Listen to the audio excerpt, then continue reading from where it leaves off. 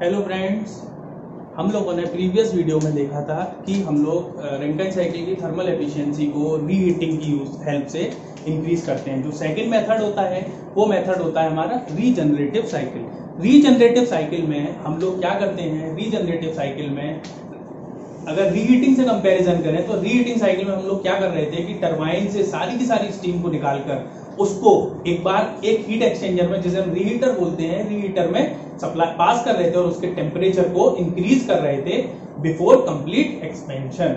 पर हम लोग रीजनरेशन में क्या करते हैं, हम लोग मैक्सिमम जो स्टीम है उसको टरबाइन में एक्सपेंड होने देते हैं, उसको टरबाइन में एक्सपेंड होने देते हैं और 5 to 10% स्टीम को बिफोर कंप्लीट एक्सपेंशन, और बिफोर कंप्लीट एक्सपेंशन में भी ये मान लीजिए कि 5% to 8% और 10% एक्सपेंशन होता है और हायर टेम्परेचर रहता है, क्योंकि कम एक्सपेंशन होगा, पार्शियल एक्सपेंशन होगा तो उसका टेम्परेचर कंप्लीटली रिड्यूस नहीं होगा। तो हाई टेम्परेचर स्टीम को के कुछ मास को हम क्या करते हैं, टरबाइन में से निकालते हैं, और टरबाइन में से निकालने के बाद उसको जो हमारा कंडेंसेट कंडेंसर से आ रहा है उसको हम लोग क्या करते हैं, उसके साथ एडिबेटिक मिक्स करते हैं। दिक्कत क्या हो रही थी, ऐसे समझो कि जो हमारी नॉर्मल रैंकिन साइकिल में जो आफ्टर कंडेंसर जो कंडेंसेट निकलता है उसका टेम्परेचर बहुत कम होता है, और बहुत कम होने के बाद जब हम उसको पंप की हेल्प से बॉयलर को सप्लाई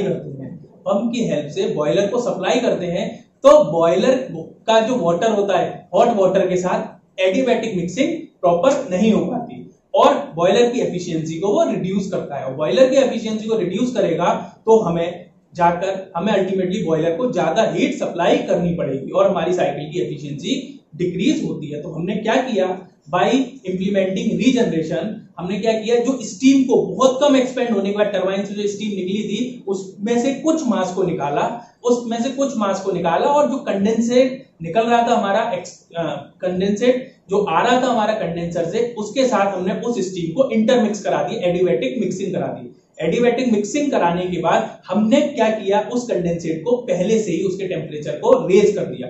उसके टेम्परेचर को रेज करने के बाद क्या करेंगे, जब उसको पंप की हेल्प से हम लोग क्या करेंगे, दोबारा से बॉयलर में भेजेंगे, तो क्या होगा, ऑटोमेटिकली हम लोगों को बॉयलर में हीट सप्लाई कम करनी पड़ेगी। और बॉयलर में हीट सप्लाई अगर हम कम करनी पड़ेगी तो हमें क्या मिलेगा, आपका जो एफिशिएंसी है हमारी रैंकिन साइकिल की वो इंक्रीज हो जाएगी। हमारे पास दो ही तरीके होते हैं, या तो वर्क डन को इंक्रीज कर लें या हीट सप्लाई को रिड्यूस कर लें। तो क्या हो रहा है, देखो किस तरह से हम लोग साइकिल बनाते हैं। ये आपका बॉयलर है, बॉयलर से टरबाइन पे मैंने क्या किया, स्टीम को एक्सपेंड कराने के लिए भेजा, और एक्सपेंड कराने के बाद पार्शियल एक्सपेंशन 10%, मतलब अभी भी ये सुपर हीटेड जोन में है।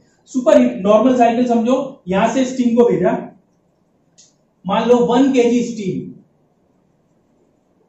मेरी स्टीम यहां पर सप्लाई हुई थी, ठीक है ना। 1 kg स्टीम में से मैंने m kg स्टीम निकाल ली यहां पर, तो मेरी क्या बची, 1 माइनस m kg स्टीम मिली, जो कि बची हुई स्टीम कंप्लीट एक्सपेंड हुई। एक्सपेंड होने के बाद कंडेंसर से भी मुझे 1 माइनस m kg स्टीम मिलेगी, कंडेंसर से भी मुझे क्या मिलेगी, 1 माइनस m kg स्टीम मिलेगी।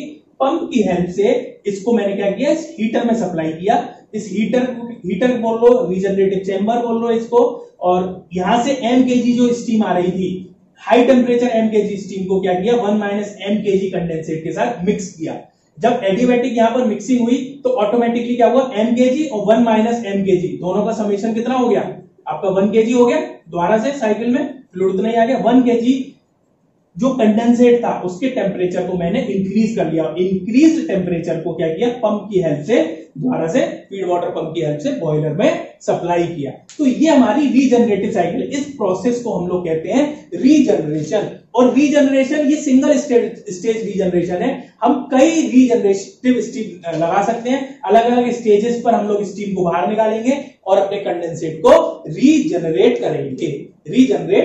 इसका अगर टीएस डायग्राम देखने की बात करें तो टीएस डायग्राम कुछ इस तरह का रहेगा, देखो टीएस।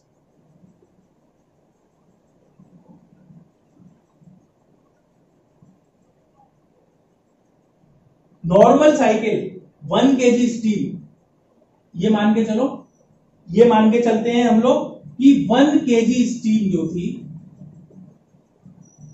बॉयलर ने सप्लाई की, बॉयलर ने सप्लाई करने के बाद कंप्लीट जो एक्सपेंशन हो रहा है, कंप्लीट एक्सपेंशन जो हो रहा है, वो जो एक्सपेंशन हो रहा है वो कितने का हो रहा है? 1 माइनस एम केजी स्टीम का, 1 माइनस एम केजी स्टीम का। और 1 माइनस एम केजी स्टीम को क्या कर रहे हैं हम लोग? पंप से क्या कर रहे हैं? प्रेशर को इंक्रीज कर रहे हैं। ये हो गया 1 माइनस एम केजी स्टीम ने क्या किया? तब पंप से हमने प्रेशर को इंक्रीज किया। और ये जो है, ये पार्शियल एक्सपेंशन जो है, ये पार्शियल एक्सपेंशन जो कराया है वो कराया है मैंने एम केजी स्टीम का। और एम केजी स्टीम का पार्शियल एक्सपेंशन होने के बाद मिलेगा क्या? आपको सैचुरेटेड लिक्विड मिलेगा। सैचुरेटेड लिक्विड का मैंने क्या कराया? फिर से आपका प्रेशर को इंक्रीज कराया है। ठीक है ना? अब समझो, मैं अगर नंबरिंग डालू 1, ये हो गया 2, तो 1 2, स्टीम वही है 1 2, 2 के बाद 3, तो ये पॉइंट आ गया 3, 3 से 4, ये पॉइंट आ गया आपका 4। ठीक है ना? 4 और 4 के बाद अगर आपके मैंने क्या किया? पंप से 3 से 4 पंप में प्रोसीजर हो गया। ठीक है? अब हीटर की बात करते हैं। हीटर में जो प्रोसीजर हो रहा है 1 से 4 तक आ गया। अगर इसको मान के चले टरबाइन से जो पार्शियल एक्सपेंशन हुआ है वो है 5 पॉइंट का, तो ये हो गया 1 से 5। और 5 से 4, 5 से जो प्रोसीजर हो रहा है ये पॉइंट मान ले हम 6, तो 5 to 6 और 6 to ये आ गया आपका पॉइंट 7, 6 to 7। ठीक है ना? ये आपकी क्या बन गई? आपकी रीजनरेटिव साइकिल का टीएस डायग्राम बन गया। रीजनरेटिव साइकिल का टीएस डायग्राम बन गया। तो अगर बात करें तो ये एरिया कहीं ना कहीं कम हुआ है, ये एरिया कहीं ना कहीं कम हुआ है। ठीक है ना? पर हमने हीट सप्लाई जो है, हीट सप्लाई को रिड्यूस कर लिया। और हीट सप्लाई को रिड्यूस करने की वजह से क्या कर लिया? थर्मल एफिशिएंसी को इंक्रीज कर लिया। अब काम वही है न्यूमेरिकल में, H1, H5, H2, H3, H4, H6, H7, इन सबकी क्या करनी है आपको?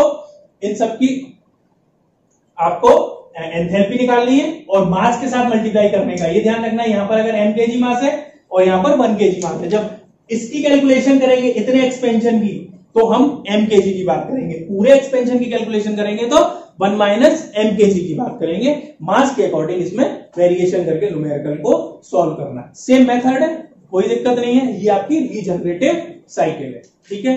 Thank you.